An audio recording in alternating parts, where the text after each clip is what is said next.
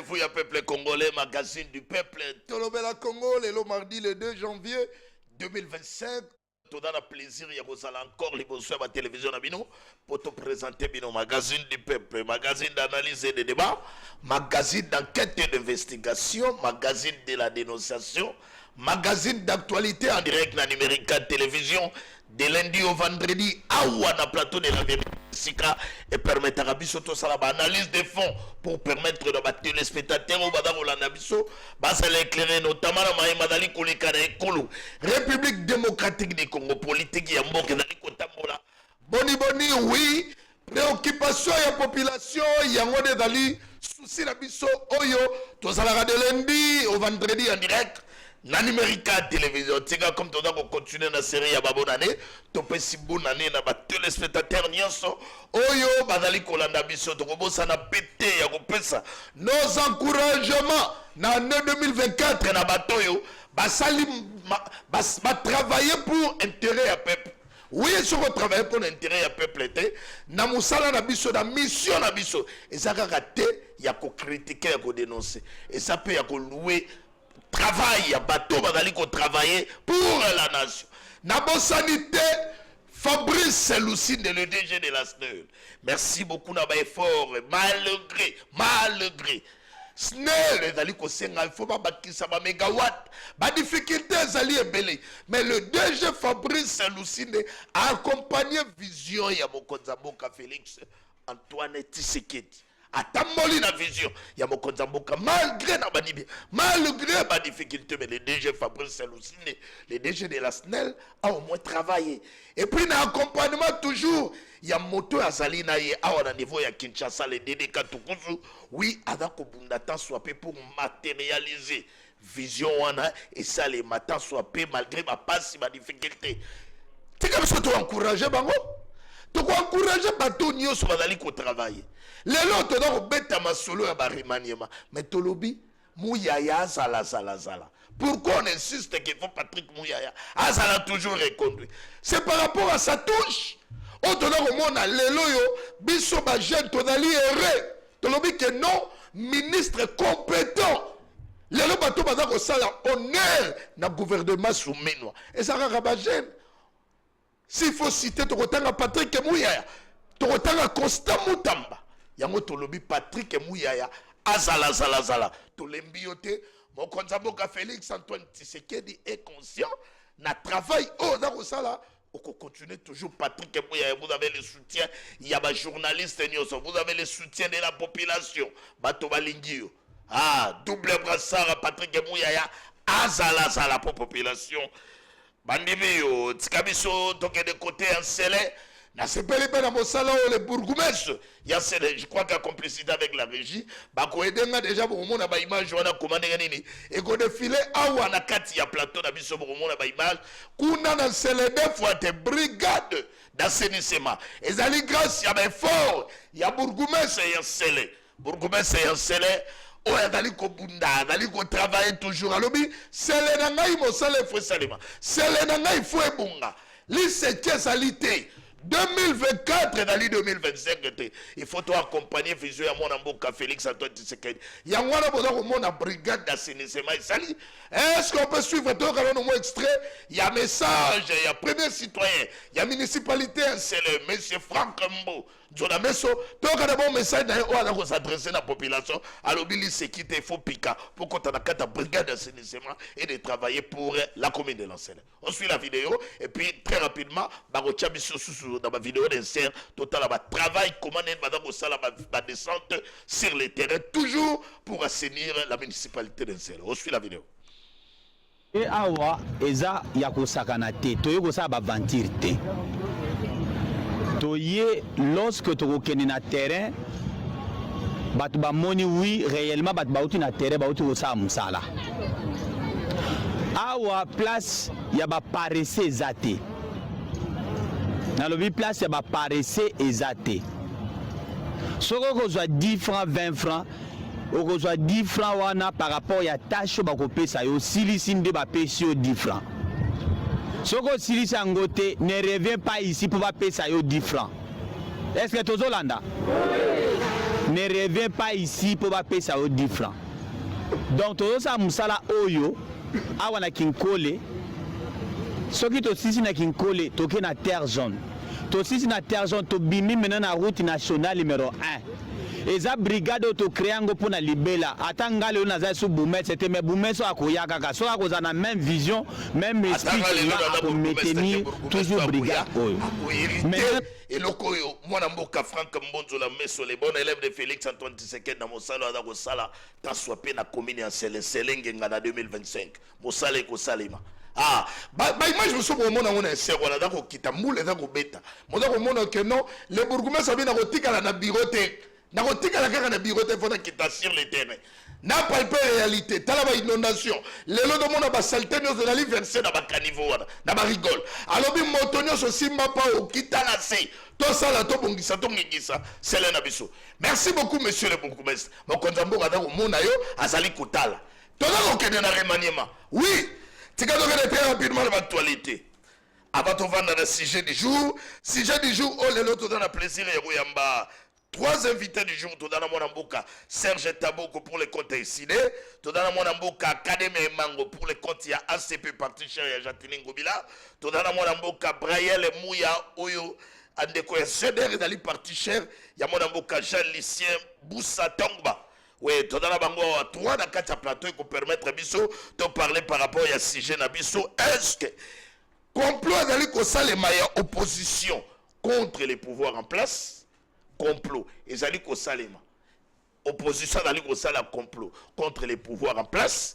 Il y a un d'aller sujet par rapport à quoi? Par rapport à ma rencontre autre dans le monde. Et d'aller se multiplier dans ngambo ya Kabila kuna na Éthiopie tomoni après koyamba mwana mboka Moïse Katumbi tomoni ba vidéo etamboli avec Claudel Lubaya entre temps to dali komi to na jari ya kombani ni opposition ko salema poto to la na récemment wa discours message ya mwana mboka Martin Fayulu ya Lubeli makambo batu musuba da ko bango dans l'incitation à haine tribal batu mususu bada ko sala ba interprétation ba réaction da ko se multiplier mais a on a kata plateau da biso ko permettre biso to analyser mais donc côté à l'actualité très rapidement pendant que kuna côté politique ça chauffe mais tu as vu surtout si dans les que population congolaise va réclamer un nouveau gouvernement suite il y a vie chère et puis il y a conflit armé interminable et puis badali peko réclamer makambo ya non réalisation ya projet à développement awa na école république démocratique du Congo dans les demandes de la population badagolela photo kende na remaniement diplomatie. Félix Antoine Tshisekedi azali invité par son homologue ghanéen pour assister le mardi à l'investiture du président John Dramani. Mais Tikato Sidalibino que hier, avant mon Konzamboka zo avion pour Ghana, Félix Antoine Tshisekedi lobby à président qui cérémonie solennelle na Kankokolo, na Kinshasa wa Oyo a officialisé qui passation il y a commandement entre le général d'armée sortant Christian Chiwewe et puis son successeur lieutenant général Gilles Mbanza Mwilambwi. Désormais il est allé à la tête il y a FRDC dans les 3e chef d'état-major depuis 2019 Oyo Félix Antoine Tshisekedi accident qui n'a pouvoir entre-temps. L'Union européenne a déclaration na condamné occupation na Massissi par les M23 badako condamné balobé d'aller encore une violation majeure il y a accord il y a cessé les faits il y a processus il y a Luanda. Est-ce que général Gilles Mbanza Mwilambwe adako pesa ba congolais espoir? Est-ce qu'on peut suivre la vidéo entre temps moi na mboka et Mango Académie se prépare déjà pour la première prise de parole. J'ai l'absolu image, voilà, tout le monde a ce qui s'est passé hier dans Kankokolo. Moi, lieutenant général Banza Mwilambwe Jules, chef d'état-major général des forces armées de la République démocratique du Congo, je jure solennellement devant la nation congolaise et devant le président de la République, commandant suprême des forces armées,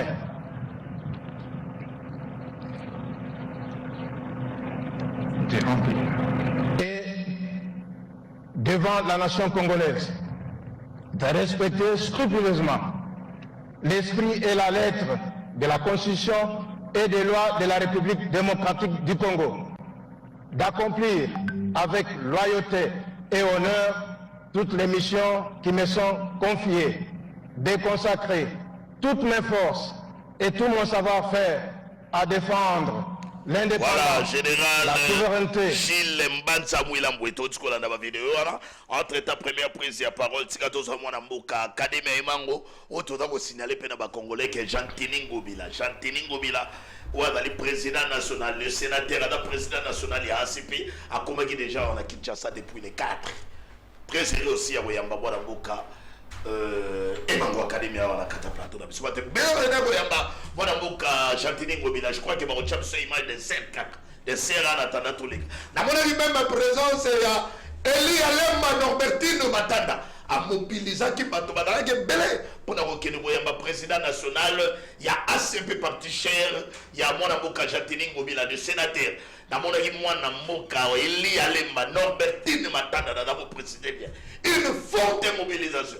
Voilà comment on a un mouvement comment on bato bayaki et belé tu habites sur la ligne pour un renforcement il y a union sacrée mais tu as deux à mon avocat Académie Mango à ramasser juste arrivé à mon avocat Jatini Ngobila après qu'on va dans la moutoune on a fini très sérieux à mon avocat c'est mon mingi pe pa inangai na ndenge obengi singai na distano ya mokolo ya lelo mbote na bato bazolanda biso mbote na président de la République son excellence Félix Antoine Tshilombo Tshisekedi et puis na bandeko nanga toko kabola maye ya mboka na tongo oyo tika na pesa pe mbote na son excellence honorable sénateur Jean Ngobila Mbaka assis azali na mabele ya Kinshasa ndenge na prometaki bino déjà na ba émission passée que à kozala le 4 janvier na Kinshasa et c'était chose promise, chose due. Lelo oyaza na Kinshasa na résidence na esika zali mbote na libota na ye mobimba a remercier nde kaka ba kinois et kinois ba congolais nyonso plus particulièrement ba ACPien na ba ACPien tout oyo bayaki mobilisé pour na koyamba depuis 9h30 batu baye na aéroport et il savait que l'avion devrait atterrir à 18h mais bazelier de 9h 18h une foule donc na yebi ndenge ya ko qualifier ngoko tout vraiment mobilisation ezalaki amoni mobilisation 7 sur 5 ezalaki vraiment amoni ba jeune bazalaki belé ya Moïse Mupata ouadali président de Ligue de jeunes il y a ACP oui, amoni mobilisation forte mobilisation Moïse Mupata sincère félicitations parce que arrivé à Jatini Ngobila na moni la réussite totale et ça réussite totale ça prouve encore une fois que c'est un leader à Kinshasa non akoka mwa Kinshasa ndenge nitika ye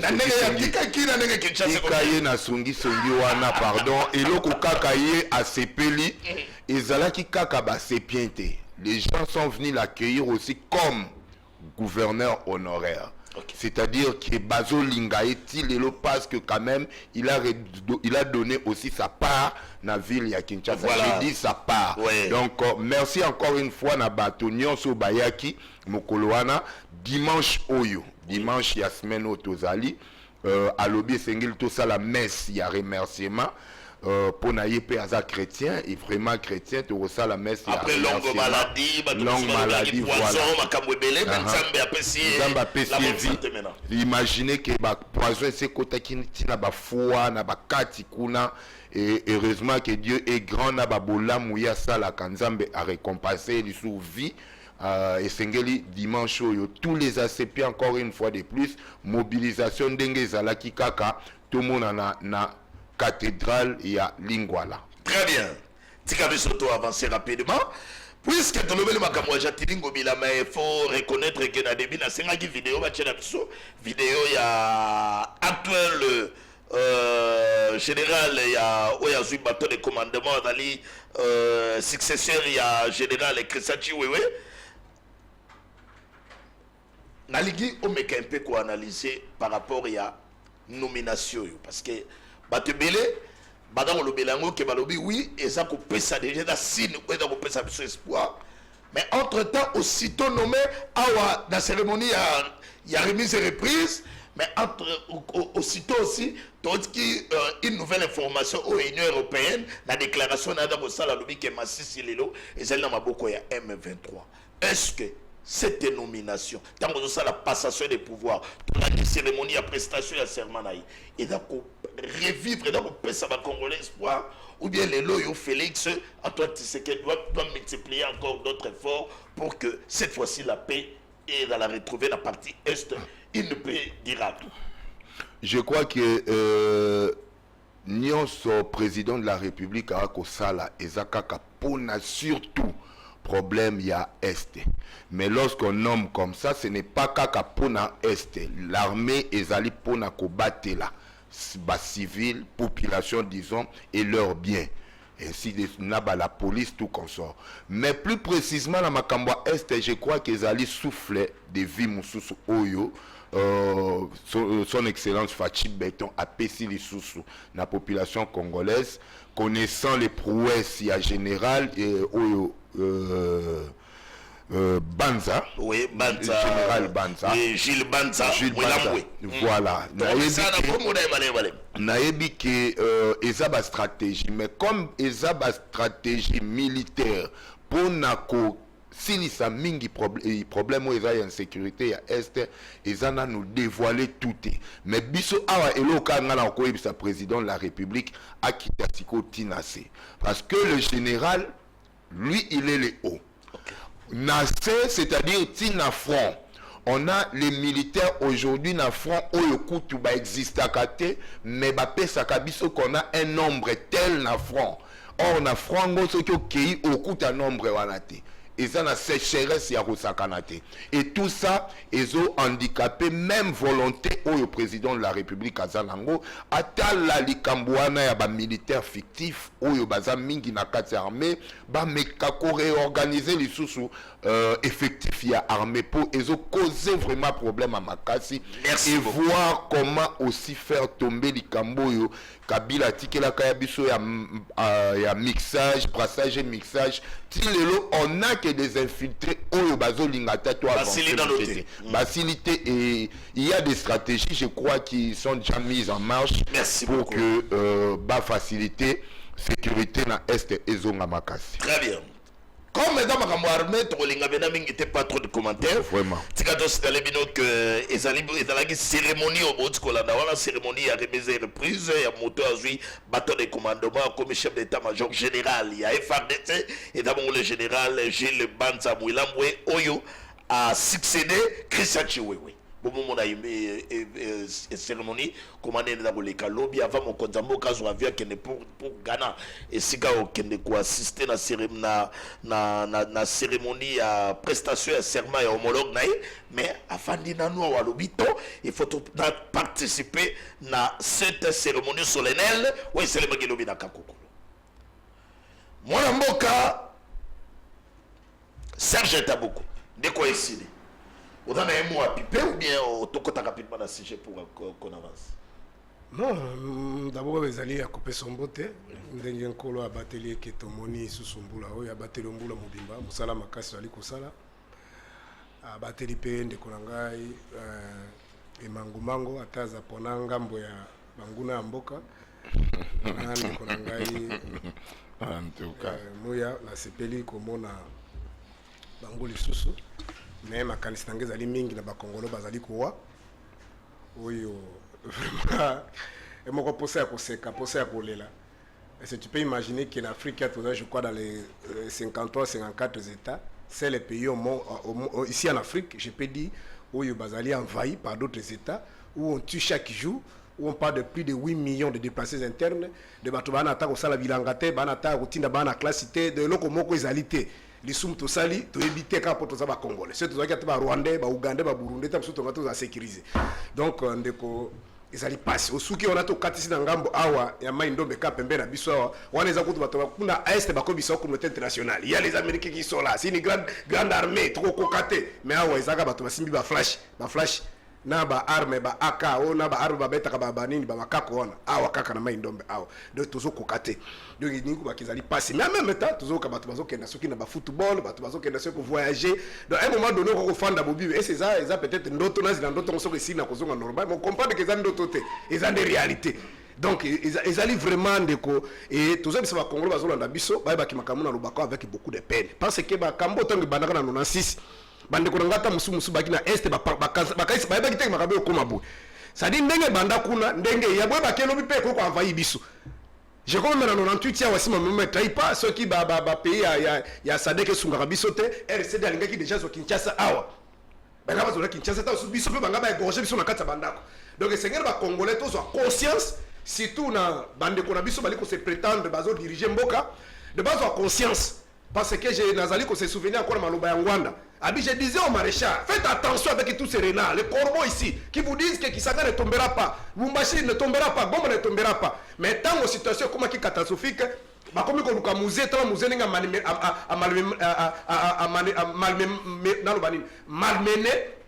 il a malmené nani les marchés Mobutu bakuta na tongo bakuta na pokwa alingi ko yamba ite il est encore temps ici moi je ne demande pas à ceux qui sont là par la force bakene ko sololana Kagame tona Museveni parce que depuis 96 kino na moya lelo to signer combien de papiers ata bo signer sous Kagame zakaka bokota na armée boko contrairement ba propos le kuta de konanga otikoloba alo ba ke Kabila ndeka mutatike la biso te tango Kabila na Bemba bayokani wana su ba propos ya Francis Kalomba tu confirmer abi yemu takendaka na chambre Olivier Kamitato abi to tika ba Rwanda ba étranger to ke na biso to signer ba accord ba kei na Congo central ba benga ba accord de cascade les accords de cascade papa tche sekere na UDPS na ba lien na ye ba ke ko solola na Kagame poto ke ne ko sara accord global et inclusif nde salaki ke makambo ya oyo bemba ya na oya hier c'est ya no ba tonyo so basani alors moi je ne soutiendrai jamais Kabila jusqu'à ma mort mais je ne supporte pas les mensonges très bien donc makambo na ke ne ko sala makuna IDP Cezalaki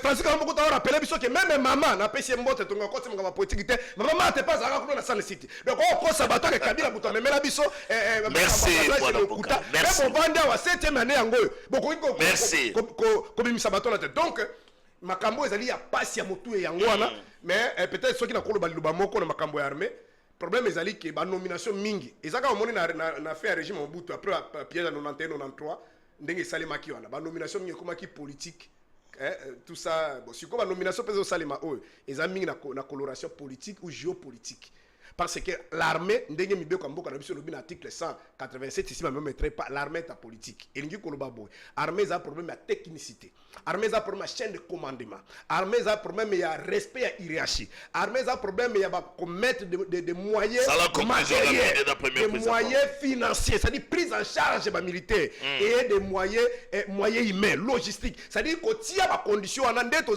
toza SUB ba tango toka bana mike o ka baza to soki na ba avion de chasse balibumundu ndaba nini ba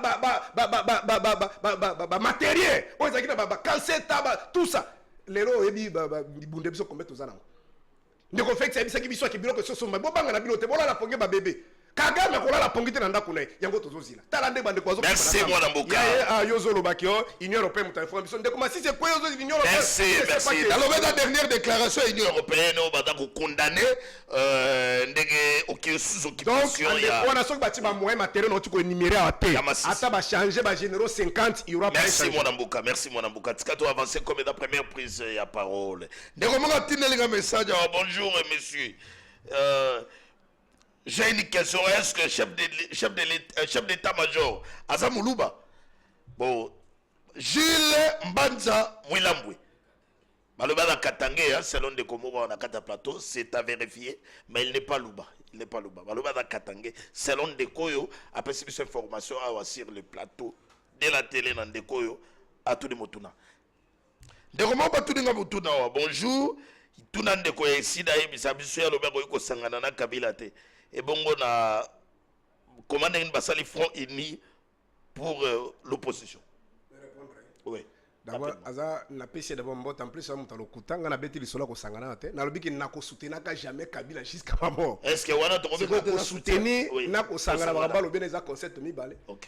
Ce qui lelo ndenge tozali butu to sala marche kabla marche to sala wa pona ko telemela makambo zo le kanambo kamalamu te obe armée to soutenir yango kabuya ye ba mité ndenge to zaka par exemple na 2015 IDPS a levé option ya ko négocier na Kabila pour ba pesa mon primati ba kei kuna ko bat ba bandi ba négociation mona na Belgique to ba moni ba boketu ba combattre ba bandi ko landela bango ba kimi ba kei na Italie na Espagne Fayulu et les autres awesika folanga kufa to mona ki d'autres militaires IDPS. Merci voilà Bokada mutuna opesa ngi ko lobaki soki le lomo mutunyoso ezala bato Kabila ndenge makambo to ko sala ba ya to sangana pour que to sauver mboko na biso mais soutenir quelqu'un ça c'est autre chose. Très bien. Brahel Mouya très heureux ya mayo mwana mboka ndeko ya parti CDR ya mwana mboka ministre ya portefeuille ya lycée Moussa Babeke Masu awa na kata plateau ya magazine tolobela Congo to dali yuri ya koyamba yo lelo de mike ba attaquer les gars ya na kata plateau na biso mais to profiter peu d'assistance pour éclairer l'opinion que ezala ki ba malentendu oyo et salama qui mais après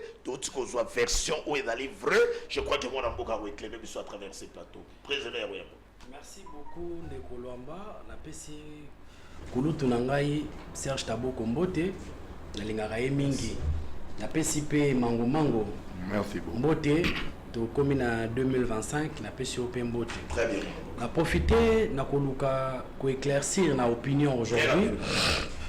Vous savez, mwana mboka Jean-Lucien Boussa azali kaka motoyo batu balingi ba diaboliser gratuitement pour un grand travail. Parce qu'on a compris qu'il y a des gens qui ne veulent pas ce que batu ba soutenir Mokonzi ya mboka dans le vrai. Parce que Jean-Lucien Boussa, son travail est d'accompagner Mokonzi ya mboka pour na koluka pour répondre na attente ya population dans l'ensemble. Vous savez, les états généraux aujourd'hui, on a compris qu'il y avait deux gens qui ne voulaient pas que nos entreprises basent à la liberté moko normale et fonctionner comme entreprise union surtout pour contribuer pour le développement ya mboka. Et c'est comme ça que les états généraux initiés par le président de la République ensemble avec ministre Jean-Lucien Boussa, ministre à portefeuille, et PSI diabolisation Batoubalingi va diaboliser gratuitement. Et c'est comme ça qu'on a vu, même vous aussi, na plateau Nabino. Peut-être que vous n'avez pas compris ça.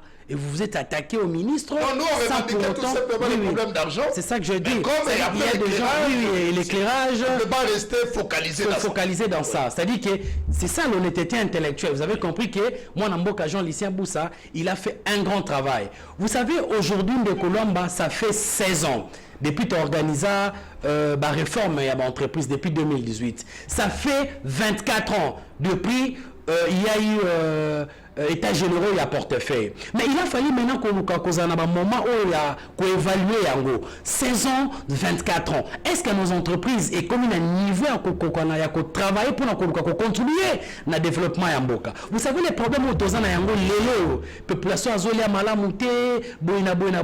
Ce que nous avons des entreprises publiques qui à portefeuille ils ont la capacité à contribuer pour le budget yamboka et que ça la makamoko ya malam. C'est comme ça que Jean-Lucien Boussa parce que tous à la entreprise plus performant. L'entreprise a la capacité et la charge pour l'État.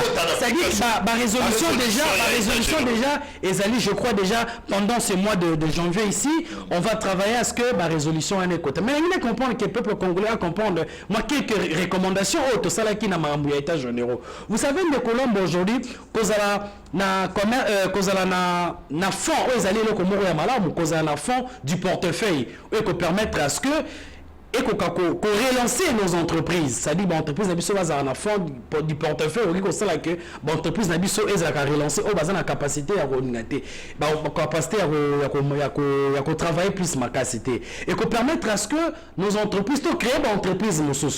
Vous savez aujourd'hui, d'abord, les mandataires n'abisso, n'a PCA. C'est anormal. Nos mandataires, il y a des mandataires qui touchent 100 000 $, 50 000 $. N'a mboko yo, pepazolia malamouté. Et nous, on s'est dit non, on va continuer.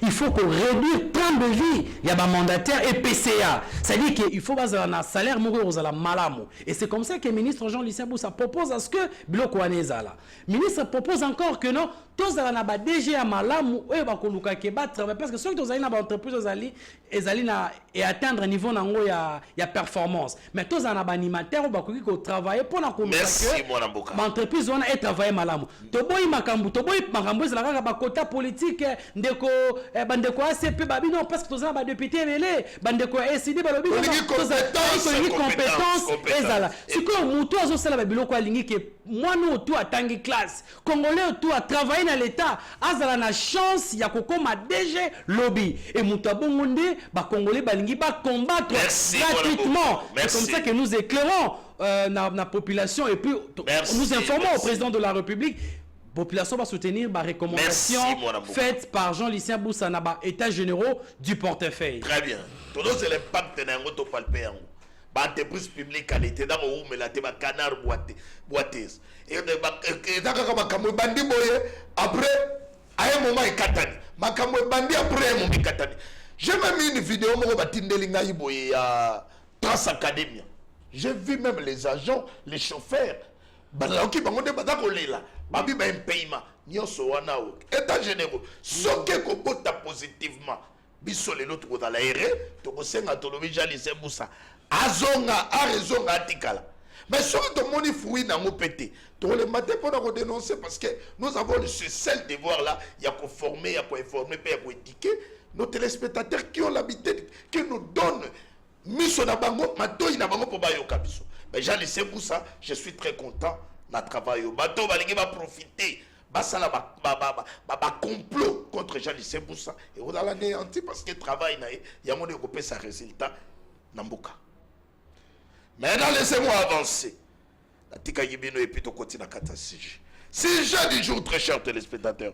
Est-ce que l'opposition prépare un complot contre les pays? Quel genre il y a opposition autour d'un Mouna et dans le Kanakati pour la République démocratique du Congo? C'est la question que les Congolais se posent. Mais on a un plateau qui permet de tout analyser. Aidez-moi avec la vidéo de Fayoulou. Vidéo de Fayoulou. Et puis laissez-moi vous informer que Kabila a raconté que Claudel Loubaya. Claudel Loubaya. Tout le monde a rabattu il y a Claudel Loubaya. Très bien. Comment il critique le régime en place. Mais on suit d'abord la vidéo de Martin Fayoulou. Réaction après. On suit la vidéo. Voilà. La régie, allez, en attendant, laissez-moi déjà avancer. Puisque tout le monde m'a camboya Martin Fayoulou. N'a préféré Havana Banda. Cette fois-ci, n'a pas moto ya Martin Fayoulou. Et puis, il y a des motos qui ont éclairé opinion par rapport à décortiquer les messages de Martin Fayoulou. Comme ça, la population, au Badaro Landabiso va comprendre. Et puis, tu vois qu'il n'est pas mon avocat académiquement pour avoir l'autre son de cloche. On suit rapidement la vidéo, comme c'est déjà pas. Sans et les autres compatriotes. Une seule tribu bénéficie de nominations privilégiées dans les postes étatiques. On constate également des flux migratoires savamment orchestrés vers Kinshasa et Lubumbashi dans le but de renforcer une influence tribale et de déstabiliser les manifestations de l'opposition et de la résistance. Nous refusons que nos frères et sœurs soient instrumentalisés à des fins machiavéliques et purement politiciennes.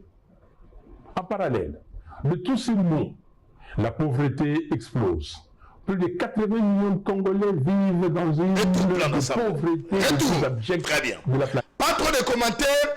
Tikato pesa mwana mboka Serge Taboko a 3-4 minutes à ça l'analyse naïe à décortiquer par rapport à toutes les réactions. Où tu as de gauche à droite concernant les propos il y a Martin Fayoulou m'a dit. Allez-y mon amboka. Merci au coup de rappeler la réaction locale à Nini P. Anani. On insiste beaucoup dans Makamboyo à l'Obeli, il y a régime en place où est dans Kotinda. Banderonabi sur Makasaï, na Kinshasa comme dans Lubumbashi pour stopper l'action, il y a opposition. Ce sujet, ça fait débat. Batomusu Badaro Lobelango est d'incitation à la haine tribale. Batomusu Badaro Lobelango est dans faute politique grave. Aux politiciens, vous comment traiter. Mais dans les guillots, vous êtes décidés, à vous de nous expliquer par rapport il y a votre cuisine. Comment interpréter les messages? Il y a Martin Fayulu. Bon, ndeko Yves, biki na zana limema mingi na yo, na ko sepelate bo tomber na piège, il y a ba petits esprits, c'est-à-dire des médiocres, des irresponsables. Moi na zolo ba un homme de Dieu parce que na ebi tener na poids ya makambo oyo. Et surtout ne laissez pas aussi vos plateaux na ba irresponsables, ba ya ko véhiculer ba message, surtout quand vous prenez un discours magistral, il y a Martin Fayulu, et vous pensionnez juste une partie. C'est-à-dire Makamboto qui 10 points à peindre tableau sombre à régime. Nous sommes à Moni Angote. 4 grandes propositions. Oya sala qui pona kubimisa mboka na biso nyonso wana bazo mona ngote baké kozwa. Et dans ces soko lingi bozongelango, moi je vais attendre dans mes oreilles, même ceux qui nous écoutent, là où Fayulu a parlé de Baluba, où il a parlé de Kassaye. Donnez-nous la vidéo. Bandele yango son. On suit la vidéo. Le son, s'il vous plaît. Au sommet de l'État, avec une opposition constante entre les frères dits de sang et les autres compatriotes. Une seule tribu bénéficie de nominations privilégiées dans les postes étatiques. On constate également des flux migratoires savamment orchestrés vers Kinshasa et Lubumbashi dans le but de renforcer une influence tribale et de déstabiliser les manifestations de l'opposition et de la résistance. Nous refusons que nos frères et sœurs soient instrumentalisés à des fins machiavéliques et purement politiciennes. Martin Fayulu lobeli makambo ya une tribu eza ko bénéficier na ba nomination. Aye ko lobela makambo ya ba flux migratoire eza ko salema na Lubumbashi pe na Kinshasa. Soki une tribu bana ko reconnaître que comme le chef de l'État est au pouvoir, makambo yo automatiquement bana ko s'adresser na Baluba. On ça la ironie ou bien tokolango dans d'autres tribus en dehors de Kassaye. Merci beaucoup. Tango président Martin Faza Koloba, une tribu privilégiée. Et nous allons les confirmer aussi. Et Magambo ya lobby, Delice Sanga Lobakayango, Claudel Lubaya Lobakayango, Naboko Tanguba Pierrot les autres. Donc vous je vous en prie, de vos qui là d'abord démontrer avant l'élection comment la CENI, l'organisation, il a cité même les noms. Parce que Bato Nagnon Solo, la Bazali n'espace Kassai. Ça n'a pas dérangé. De l'imba que Namboko Soko lobi que tribalisme est à mabé. Yo komi tribaliste. Mais ceux qui posent des actes tribalistes, n'enga bade ko luka mo baluba. Parce que dans vos différentes émissions nous entendons azur baluba. Et monsieur, lorsque le président Martin Fayulu parle à un flux migratoire, il y a des jeunes, ils allaient bien orchestrés. C'est-à-dire bien réfléchi.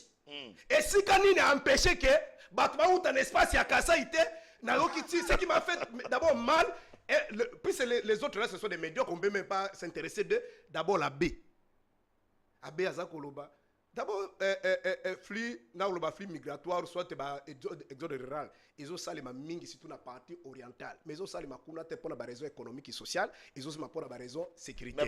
Permettez-moi, permettez-moi, par rapport à la réflexion à Sango. Par le que Balouba Babanda ko déplacer depuis. D'abord, ça me fait même mal. Moi, c'est dans Gaza Kassaï. J'ai des enfants, Babotilang. D'abord, dans l'église, j'ai des frères Kassaï. Moi, j'ai commencé à prier dans la cité Bethel depuis 1993 jusqu'à 2007. Des collègues, des pasteurs qui me suivent. Tant que tu Makambo et Libisou battu des places.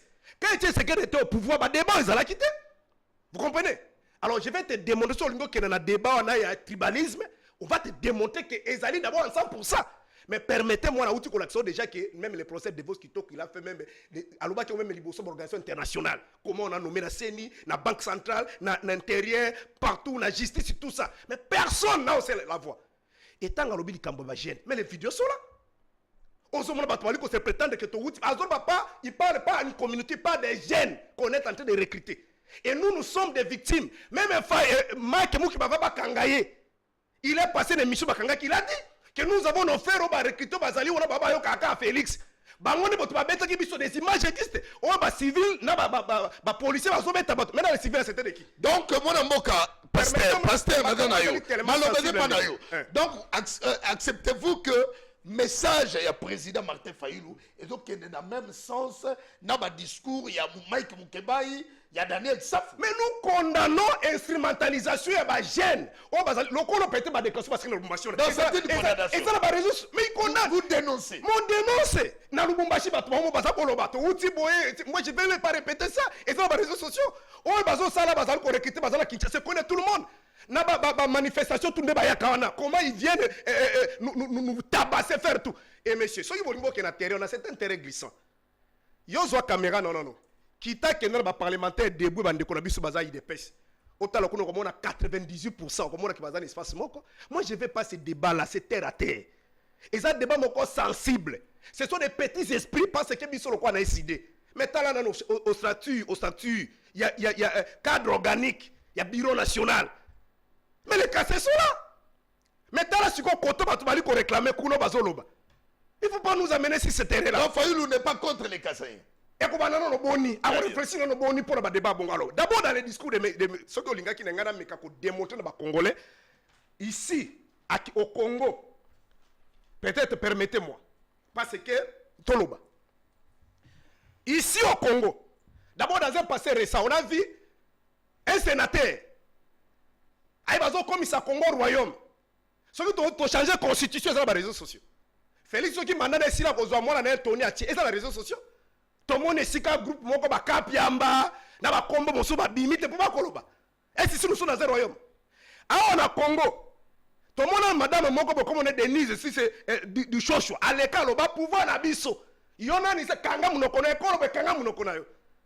Parce que makambaza on a justice za makambo na te on a lubango liboso personne n'a interprété ah ils makambo on soki alobaki makambo ya nani to mona na mboka oyo embuku mestre ya kalamu pouvoir na biso to ala pouvoir te biso de toza pouvoir toza poto dominer bato nani aloba yango qui a dénoncé baka biamba na yo abewana to mona na mboka oyo un ancien gouverneur Fayulu azo sa tourner na grand Kasai a promettre abiki a espace ya Félix la disposition de la Constitution. Oh, Moutaya Oate, toutes les dispositions sont prises. Et vous avez vu des images où comment on avait monté des jeunes pour nous bloquer Fayulu, mais il a dévié le gouverneur. Stade Yakanangazala qui plein. Et on nous a dit que non, il y aura des dégâts. Mais le gouverneur là qui l'a interpellé. Natika Koutba pasteur ba lekana ba TV que on comme meka ko combattre nani à cause de la maudit. Na zu cela que nekana ba politicien. Na mboka oyo tomona mutu moko aleki komo na kabuya je cite sono aloba na lingala lobby ezalaki ba Congo la pouvoir après ba Congo bangala bazui pouvoir après bangala ba swali bazui pouvoir et comme tout na biso aloba on a limité bazo c'est lui qui a utilisé pour la première fois le concept ya haine ou ezali haine pour comme tout na biso qui a dénoncé OK permettre apaisez-vous permettre Nazanga Moko ça c'est un chef de l'État qui dit ceci depuis Kassavou Boutina Moualelo Ndeko Félix Aleka na télévision lobby après le résultat 2018-2019 on a tué mes frères dans les grands bandouns parce qu'ils sont mes frères. Frère, tu peux comprendre ça. Apaisez-vous. Mais le rapport de l'organisation internationale, on peut nous amener rapport de parenthèse. Donc, votre débat, je peux te démontrer que les tribalistes, les alliés de Bango, Fayulu, c'est un grand monsieur. Ou Alingi Biloko, pour te dire, c'est lui Makambo Eleka et pas Yamutuna Yoana. Ou Eleka na Yumbi, tu es Makambo Eleka na Rwanda. C'est un terrain très dangereux. Bisous, on a besoin allez, on a besoin des populations. Académiquement. Toquer rapidement l'action-réaction, au lieu qu'il ne à lobby que ce que Fayulu a fait, à Salika la dénonciation. La dénonciation, et surtout il a cité toute une liste. Il y a Batoyo, ça a un message tribal. Et c'est un là, ou bien c'est une dénonciation. À vous, d'analyse. Comment nakolingana ebisa ndeko taboko asapese po bato bazolanda biso émission eza monene eza l'ancrage ya makasi zalano na kimia ozo défendre Fayulu te mais moi je crois que ozo lingande olobe la République. Fayulu aujourd'hui c'est un grand homme, on ne peut pas contester. moto akoboya ye c'est que peut-être avivaka na Congo te ou na Kinshasa te. Nalobaki non liboso likambo moko awa yo boyango brassage et mixage, ce n'est pas Kabila tout consort, non. Histoire yebi yango très bien. Oyo wana oyo lobi Kabila fait l'unification du pays parce que le pays déjà était divisé. To yebi ndenge zalaki bemba kotoyo MLC comment on appelle ça, RCD kotoyo, et lui a uni le pays. Non, ça c'est pas dit ce que tu dis là. Mais c'est ce que tu as dit. Si Yokaka cité, mais lorsque Lissoussou après na 2009, ça c'était Sun City, c'était en quelle année? 2003. Alors en 2009, en présence des ministres Raymond Chibanda et le ministre du Rwanda, il y a affaires étrangères dans Ngongawana. Nani basalaki accord wana ya 2009. Premier ministre Matata Ponyo. Je te rappelle l'histoire. Pardon pour déranger ngati. Non, je vous en prie. Je te rappelle seulement l'histoire. Je vous en prie avec tout le respect zatana yo. Donc il ko biso ko bazolanda biso ke ba Rwandais ba infiltra mboka armée na biso kana 2009. C'est na 2003. OSR tout ba kotaka étranger zalakate. Ya MS tout ba kotaka ba étranger zalakate. Ya musi nyamusi tout ba kotaka étranger zalakate. Merci. Yango na lobi ngala tozokende na minute nanga tozokende olingi sikoyo lobake yona nditio tangi bakelasi oyebi infiltration na brassage te na mixage te. Tu parles de l'infiltration ou du brassage et mixage? Mais c'est ce que je te dis. Oh yozolo bananga imbusa nyamwisi, les Rwandais ont infiltré. Ils ont infiltré, c'est-à-dire oh mais c'est quoi? Non, brassage il faut qu'il y ait des accords. Et ce que toi tu racontes, ce sont des infiltrations. Sans batoubaye, babouakel biso ba nakata armée congolaise. Et ici, s'il vous plaît. Dossier, je vous dis, téléphone est au panzan. Soit dans le téléphone ouvert, je te dis que tu as Congolais ont besoin de décortiquer les discours de Martin Fayou. Mais je m'en vais. Nazo prendre 5 minutes. Voilà. Nasisi Likambwana, donc accord Wanande et provoca Arnini, accord il y a 2009. Brassage et mixage. Il y a lobby Ndeko Fayulu Aza grand monsieur. Oui, on a bandé Aza grand monsieur. Mais soi-disant, discours Wanezakini, discours à la nation, soi-disant. Batouba Limbisanga va comprendre. Ah, na fongoli parenthèse na Okangango. Et ce discours, il y a soi-disant président élu à la nation. C'est ce genre de discours ne Fayulu Azo bombe la biso tango comme président de la République. Nzamba Limbisa biso tozo président Boyete. Je dois le dire comme ça. Un président soi-disant élu qui vient s'adresser à la population que il y a une tribu basa boui. Le tribalisme au sommet de l'État. Mais il s'adresse à qui? Hier, il fallait aille la biso discours, il y a peut-être il y a pour réconforter biso, il y a flux migratoire vous me dérangez. Tribalisme au sommet de l'État, alobi makomi balé, flux migratoire baki Katanga na Kinshasa. Mais on va expliquer la nini. Gana yoki parce que tu es en train de faire le meli-melo. Ok, mais pour na nini bo déranger ici. Gana le ba makambo Fayulu alo. Allez loba, ok.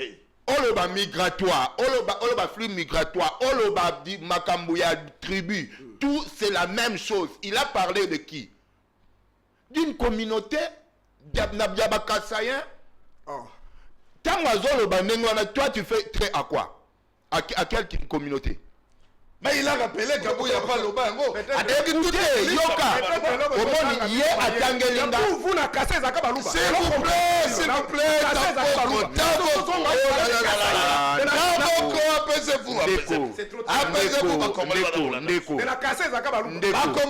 Omoni Tiyo au répliqué, au Tangi Badishoshoi, Bakabouya. C'est parce que, aussi on comprend un peu au Fayou la banda Oluba. Donc, si on dérange, on a Je vous en prie. Oyo ndeko lobi ndeko Fayulu lobi Fayulu koka tenir discours wanate. Fayulu koka sa population totika tribalisme na mboka na biso. Ceux qui a le président de la République à l'obinin, une seule tribu bénéficie des nominations. Oui. Quelle est cette tribu? Permettre Nga, c'est qu'on a démontré. Non, ce n'est pas toi. Quelle est cette tribu qui bénéficie la seule? Écoutez, je te cite seulement les grandes institutions de la nation, de ces pays. Nous avons l'institution président de la République. Kassayen, Tocha Bongo, Moutabunga Tribuna Zati, Toké Primature Nani, Congo Central, Assemblée nationale. Assemblée nationale, Katanga na kuna la Mouswahili, Katanga ndete yoko ya skona Sénat. Bon, yebisanga nani babandeli l'institution wana. Yongi sikoni, tokene na ba ministère. Okukuta kaka teke kasai, okuta kate batete. Donc Fayoulou a raté l'occasion. Écoutez, de cette terre. Moi je vais dire à mon vieux Fayoulou qu'il n'envoie pas des gens comme ça à la télé pour lui défendre. Ndeko bataboko baolinga ba défendre Fayoulou, olé alobake Fayoulou a raté discours pour a raté ba discours.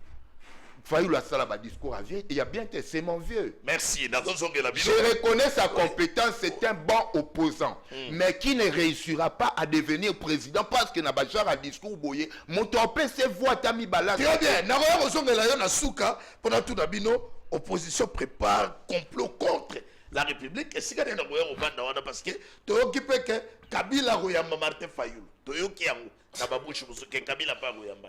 Bon, ça peut m'habiter ceux qui va s'engager, mais madame vous s'engage à Wapi, dans les bandes de Mboka Kuna na Éthiopie. Allez, tu as mon Mboka Braille Mouya, de quoi c'est mon Mboka parti cher, il y a mon Mboka les Siaboussa, Babeke Maswa. Entre-temps, on a vu que 2025 est dans l'Mboka ou est dans l'année Oyo, Makambouzali, Belé Toda Rosela.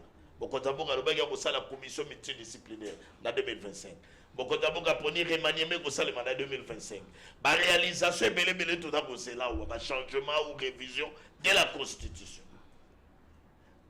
Au regard il y a ma discours autour de mon autour la dit à Martin Fayoulou mais on doit retenir to capitaliser dans les messages à mon keona ou lobeli makambo ya flux parce que on est dans ça la débat. Analyse nini ko sala par rapport à ce discours. Il a fait la dénonciation ou une incitation à la haine tribale. Vous savez, la fin d'un politicien, j'ai compris que Jean-Lucien Boussa, c'est un leader national. Il m'a appris beaucoup de choses. Mais il y a aussi un débat sur le tribalisme. Parce qu'il y a un débat, il y a un petit esprit. Mais je dois quand même dire quelque chose parce que ça commence à prendre de la mode. Allez-y, allez-y. Vous savez, il y a un auteur, il a dit « Les hommes politiques séparent la population ». Aujourd'hui, je le confirme. Je le dis à l'opposition et je le dis au pouvoir. Si vous analysez ou vous constatez les hommes politiques, qui combat politique, choisir le débat tribal, c'est une faiblesse. Ça prouve à suffisance qu'il n'y a plus de l'avenir dans la classe politique Nabiso. Parce qu'ils ne savent plus quoi proposer à la population. Vous savez, Nayoki passe comme on a émotionnellement de Kotaboko, il a fait la honte. Pourquoi? Parce que je dis ça, parce que je vois que nos enfants, les politiciens, ont caractère ya Bataboko. Et ça la passe, ça les l'autre côté pour changer Mboka. Martin Fayoulou, il s'est adressé na nation. Deko Yves Luamba. Je senti Martin Fayoulou n'a pas été il y a un opposant qui veut à ce que les choses est en bon. Bien que Taboko fait, Azo Lukasa et la Bisso Makambo Luka défendre quelque chose. Lorsque Martin Fayoulou dit, il y a le privilège, il y a tout le monde qui est institution, je ne voulais pas rester là, Bazo bénéficier, c'est-à-dire que l'espace Kassayan, il est dit, mon ami, il vient de le dire là. Mais plus grave encore, parce que ça déjà, ils allaient Badeba, Badbalo Barayango. Martin Fayoulou, pourquoi nous on se tient à un discours à Martin Fayoulou? Parce que Martin Fayoulou, c'est un acteur majeur de la politique du pays. Je peux comprendre Taboko dit ça. Ça peut passer. Écoutez, n'est pas un acteur majeur. Je peux comprendre Je suis politologue en formation, je sais ce que je suis en train de dire. Allez-y, mon amour. D'accord, je peux comprendre Taboko dit ça, ou carrément peut-être Emango. Mais non, Fayoulou, ni à Kabila, ni à Katumbi, parce que ce sont les leaders de référence. Bazar Bateau, il fallait pas prêcher. Malgré les explications de Taboko. Malgré les explications de Taboko, ça fait très mal. Je vois que Mbokezo Kende a danger. Pourquoi? Parce que j'ai comme l'impression qu'il n'y a plus de discours à proposer au niveau de notre classe politique. Qu'il y a un discours moko pour nous séparer. Mais toi, on va séparer bisoté. Martin Fayou se lance dans la tribu qui plein. Et vous n'allez pas me dire que tribu on a basali tribal parce que Bayambara Martin Fayou na Kasai. Taboko vient de le dire ici. Vous comprenez? Quand Martin Fayou a opposé une tribu qui a caractérisé en gros, on dirait flux immigratoire. C'est très dangereux quand un politique parle comme Fayoulou. Il dit c'est un flux migratoire. C'est-à-dire quoi? On comprend que Fayoulou, il a les informations qu'il y a tout un tribu au Sangani. L'objectif est d'aller fragiliser l'opposition. C'est-à-dire quoi? C'est-à-dire cette tribu basée en dehors du pays. Maintenant l'opposition défend les pays. Que leurs actions est allées. Regarde, et puis il a ciblé des provinces très sensibles. Écoutez, Fayoulou parle du Katanga et Kinshasa. Donc ce sont des provinces très chaudes. Il y a pouvoir. Ce sont des provinces très chaudes où les tensions peuvent commencer à Katanga ou à Kinshasa. Mais ce n'est pas à Fayoulou de dire ça comme un acteur de référence. Ni à Kabila, ni à Tshisekedi. Et ce sont des choses que nous condamnons aujourd'hui. Je suis Kassaïen, je le dis aujourd'hui. Mais je ne peux pas accepter à ce que je ne peux pas accepter à ce que nos leaders de référence, au lieu mais ma discours de rassemblement, discours du développement, mais chose grave. Discours de séparatistes. Voilà. Et moi j'appelle à la population ou la génération il faut se désolidariser dans les leaders de référence. On va porter discours pour nous séparer. Merci Brian Boya. On nous suit. Je suis mal à l'aise pour lire les messages. Ba message au routine parce que bandeko va soutenir Félix Antoine Tshisekedi badako finga bato ya Fayoulou o badako soutenir bato ya Fayoulou bazako finga bato ya Félix Antoine Tshisekedi. Alors je suis très mal à l'aise sur ces plateaux. Tinda message analyse et qu'on permette ngana tanga yango librement bandeko badako tinda belé bandeko musu badako benga, mais je suis très mal à l'aise pour autant la lecture il y a un message. Moi dans Boka il oba na biso quel genre de l'opposition Oyo, est-ce que c'est un complot? Parce que même par contre Kabila, laissez-moi coller déjà Kabila, il est avec nous, malgré le lobby que qu'on soutenir y était, mais Bokoki, je crois qu'il y a eu moi nuance, mon salaire, vous allez ensemble, mais soutenir y était pas mal. Est-ce que tout le monde l'opposition se prépare? Il y a un complot qui se prépare du côté de l'opposition. Bon, merci beaucoup. J'ai beaucoup regretté. Je pensais peut-être et Mangomango Sala Babilo connaît à médiocrité, depuis Kala, mais je ne m'attendais pas qu'il y ait un Konangaï à tomber si bas. Moi, j'aurais voulu, soit tu as eu des pèses, soit tu as une union sacrée. Nous avons différentes tendances. C'est-à-dire, comme tu as 4 grands blocs linguistiques. Fandi. Non, discours Fayoulou à Sali, tu es d'accord. Ça allait même m'apaiser. Mais comme on a un groupe à Batumoko, il y a quoi Moko? Ce sont eux qui sont très dangereux. Alors, il y a des intellectuels, il faut venir. C'est-à-dire, en d'autres termes, c'est leur compréhension. Le Fayoulou a montré qu'il va trouver ça biloko et zangitina. Parce que depuis Félix a compté le pouvoir, on va mettre sur la tribu saute. Tribu est comme un crime. De son regard, c'est n'importe quoi. Maramoto Zoloba, papa, Oyebi, qui est dans les réseaux sociaux. En plus, comment lui a compris que Kinshasa et Katanga, ce sont les deux provinces qui sont très chaudes? Je suis politologue. Tu vois? Je sais ce que je comprends. Ah non, tu comprends maintenant. Est-ce que même sur les réseaux sociaux, Je comprends ce que tu comprends les dessous de sa compréhension. Vous ne pouvez pas être les éléments déclencheurs. Je pensais que Palos à la exemplaire. S'il vous plaît, est-ce que c'est important que Nara ya Martin Fayulu qu'il fasse des complicité médiocre. On comprend la logique qu'il veut faire monter une tribu à une autre tribu. Katanga tribu na ngoni. Parce qu'il parlait de Kinshasa et Katanga. Katanga tribu na ngoni. Kinshasa se diriger na Katanga na Kinshasa. Il veut monter une tribu contre une tribu. Ngala ça peut-être bangaba il même terre à terre. Le rôle à zamu tusoka bandundu alinga opposé ba bandundu na bakase. Mbebe na baluba. Ngala na bakoma kuna. Fayulu parle le pays. Non, il n'a pas parlé de pays. Vous dérangez maintenant l'émission. Quand il parlait, je me suis dit. Allez-y, une minute, nous aurons des comprendre. Kinshasa, il y a des stratégies juridiques. Ville, mais c'est Kinshasa, c'est une province. Papa, Bissou Toli qu'on vive Rango. Et il a donné même des exemples. Comment nous sommes victimes. Frère, dis-moi, Moussou, moi, on a TV, on a passé sensible. On sait pas marcher, comment ça les maca. Maintenant, on peut la dénoncer. Il dénonce pour que Batika. Mais dans le bien, dans le parlement de Konangaï, Kabouya. On a l'ingaka mingi, maga qui est dans ngambo mabe, parce que hier je l'aimais. Bah il s'habille qui dépêche, elle est partie nationale, partie à mon comme bimba. Ma kinga un espace Kasaï, alors biboé, venez, bossa na tiruba, bossa roler na armée, pour te battre la pouvoir na biso. Na Kinshasa pour te battre, nous sommes prêts à couper ça, combattre na biso ba arme. Na mon esika ba kapi amba. Na be blaze on va respecter mingi esika ba sala ba tweetité. Vous comprenez? Ngana peut-être na union sacrée, soit na IDPS, parce que le coin est un parti national. Tous les 4 coins, c'est-à-dire l'espace linguistique, en plus de ça, un intellectuel, le coin la Blaise, na cap yamba motozaka na ONG neka na ordinateur.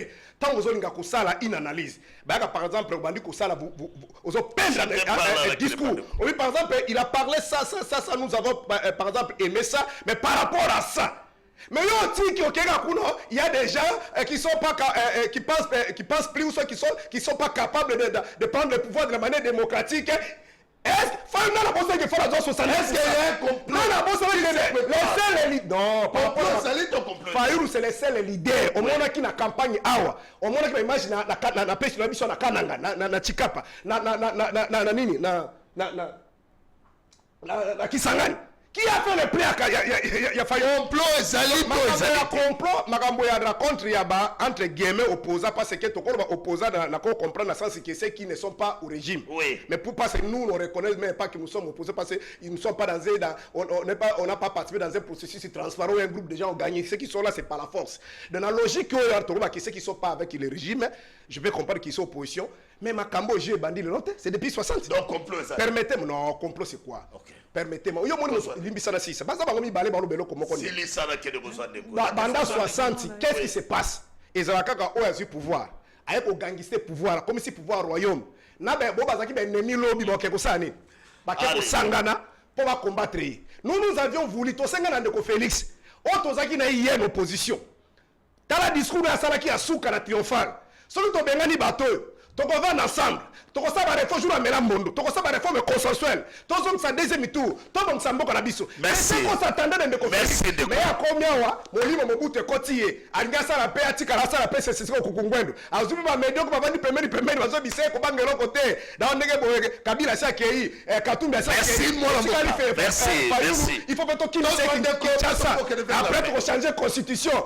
Ceux qui ont le pouvoir toninda ko pouvoir. Alors c'est ce qui fait que même la criminelle, même bato bazala ki lobe binemi, ils sont prêts à kosani. Ya kokutana ese motolokola ndeko nanga lubaye uti ko rubana. Mais ça qui proche ya Félix.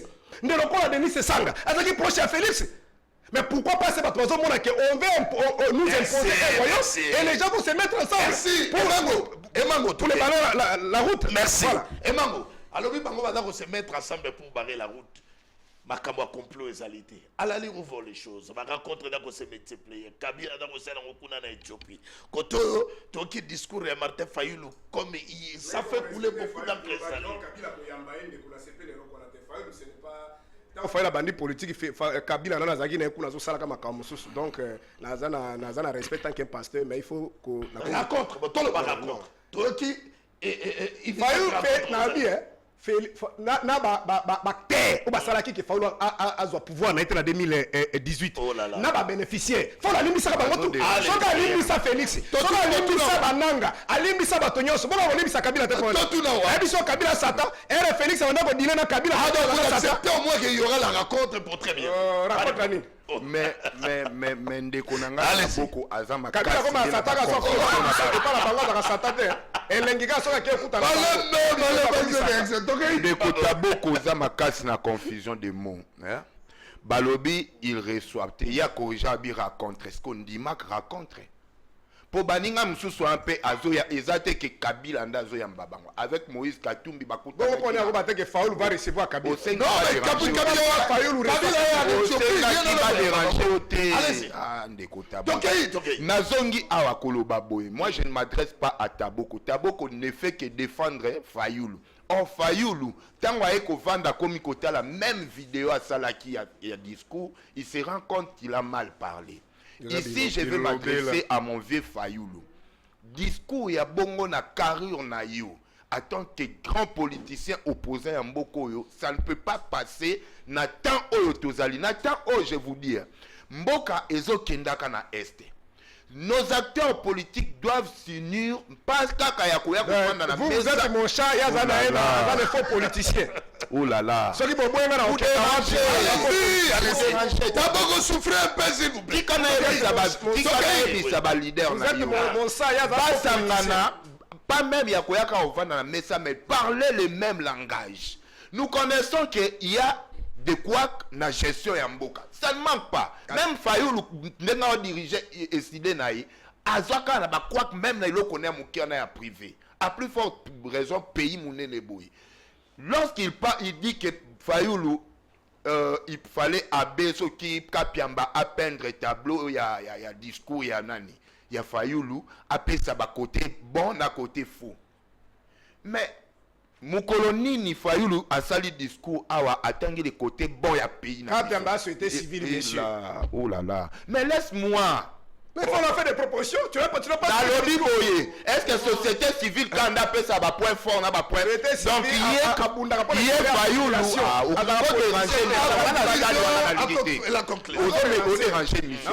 au Ngana Linginde batulo kwa ba Fayoulou ba Moïse Katumbi.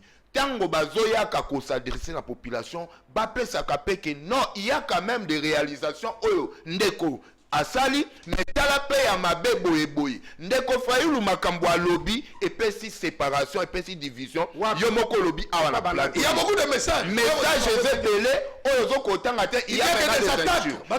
À plus forte raison il y a les communicateurs qui passent sur les plateaux ba oyo ya Kasai balobi biso Kasai toleki oyo ya SDP baleki biso Kasai toleki asali déclaration qui ali décidé c'est Jean ouais, j'ai vu même une vidéo là et lui comme il n'est pas informé il ne sait pas que c'est ça la division. Bakasai à la Mouka.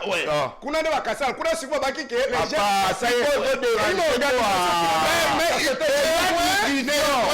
ils ont accepté que le cadre de l'UDP, s'il vous plaît. Non, écoutez, c'est pourquoi j'ai dit c'est déjà une division. Or les Kassaïens de décider et de l'union sacrée. Bazalakati, tous sont Kassaïens. Mais pourquoi? Parce qu'il y a maintenant Banda qui basali mabe, bayo répliquer basali mabe. Il a fallu commencer par condamner. Non, moi j'ai conclusion pour la pourquoi Kabila azo benga bango basanga. Oui, là complot. Non, complot na kokyo ya sima cause à deuxième ou troisième point. Mais là quoi liboso tu sais pourquoi? Parce qu'il depuis que Kabila était au pouvoir, il avait compris qu'il n'y avait pas d'opposants ici en RDC. Et Alinginde a organisé d'abord opposition et ça l'a structuré. Ba comme fort. Yo kansi Kabila ko ya na discours ya ba Fayoulou. Aujourd'hui c'est le meilleur opposant on a ko loba ngai na vandi acheter yo na loba. c'est le meilleur opposant qui sait voir, qui sait envisager. Très bien. Il n'est pas bavard comme le Fayulu. Voilà Yango Facha Lobaki, on a une opposition. Yanzala. Kasi Yaban Mablo Baboui. Très bien, Yanzala. Très bien, mon amour. Yanzala Koliatia. Yanzala Yakovoa tout le monde a ma déclaration pour se multiplier. Côté ici, de la monde de Mouka Jampingalula, entouré avec ma déclaration sur ma Kassaï. Trois personnes. Ça, la déclaration. Oh, il y a non, le message, s'il vous plaît, la régie, comment qui est presque la souka. Le message de Martin Fayulu et qu'il n'a qu'un sens, il y a dénonciation. Mais voilà, ça divise. Qu'on a fait côté à IRPS, on m'a dit que Kassaï, Balobi, que Badako s'attaquer. Ils sont manipulés. Alors voilà. Alors il y a décidé de il faut venir remettre la pandémie. Allez-y, allez-y. Fayulu s'est comporté à un président parce qu'il s'est dressé à la nation. Un président ne peut pas dénoncer. Un président ne peut pas dénoncer. Fayulu a dénoncé. Il n'a pas l'impérium. Okay. Donc un président ne peut pas dénoncer. Non, non. Il n'a pas Il s'est l'impérium. adressé à la nation. Okay. Comment quelqu'un qui s'adresse à la nation, il dénonce? Vous savez, lorsque le leader de référence... Oh, lui c'est le président. Lui c'est le président. Soi-disant président. Lorsque le leader de référence devient émotionnel, comme Isaka, les extrémistes comme le roi. On sait dans ces pays, nous avons les extrémistes, de part à d'autres. Au Kassai, il y a des extrémistes. À Bandundu, à l'Équateur, même à l'Est, Bazaba extrémiste. Bazali, bateau peut-être, il ne peut pas supporter un Moutabandundu. Quelqu'un de Moulouba, il ne peut pas supporter un Mungala. Mungala ne peut pas supporter. Vous savez, ce sont les extrémistes. Mais lorsque le leader de référence, Bazali n'a mesure à quoi atténuer dimension wanate, mboke éclataka. C'est comme ça que moi je dis ici. Moi j'appelle la jeunesse Nabiso. Il faut se désolidariser na ba leader au Bazali na capacité à proposer le Kamala Mouté pour l'avancement du pays. Vous voyez, parce que ça déjà ça prouve à suffisance qu'il n'y a pas de l'avenir. Donc le message clair pour clore l'émission. Le message clair c'est que nous jeunesse donc condamner et non soutenir. Donc condamner le message. Oui, il y a message, il y a séparation. C'est-à-dire, il y a tribalisme même. Au sein de l'union sacrée, au sein de l'opposition. Nous condamnons ça. Nous ne sommes pas des genres de personnes qui ont la facilité pour peut-être tout contre le combat pour que tu éclates mon chaos. Parce que nous avons la vision ou la mission de protéger ces pays. Merci. Tout leader, que ce soit au niveau de l'opposition ou de la majorité, à côté les membres, pour Aluka séparer biso à Kokutana biso parce que biso peut une mission à Koluka ko sangisa mboka oyo. Voilà. Mboka oyo ko kabwana te parce que Fayulu a besoin d'avoir les élections. S'il vous plaît. Katu bazana posa comme na pouvoir. Félix azana posa se maintenir na pouvoir. Bako kabola biso. C'est très important Yves Lwamba. Ceux qui Taboki ont travaillé pour Bato bazana posa bakabola mboka. Moi je dis à Taboki, il faut faire attention. Ces pays ça nous appartient. Taboki il n'y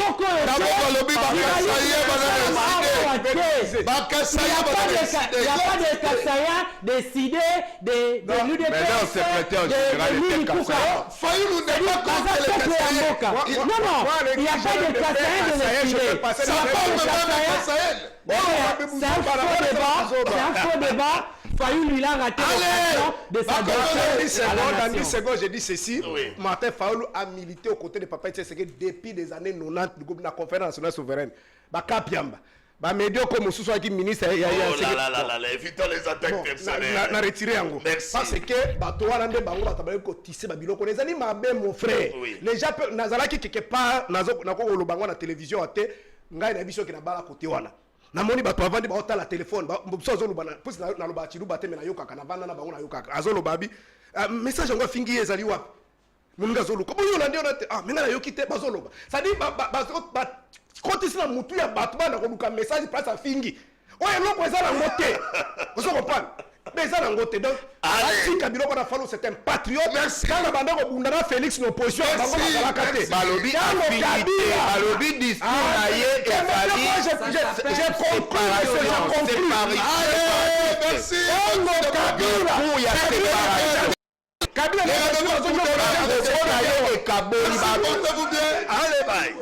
merci merci beaucoup.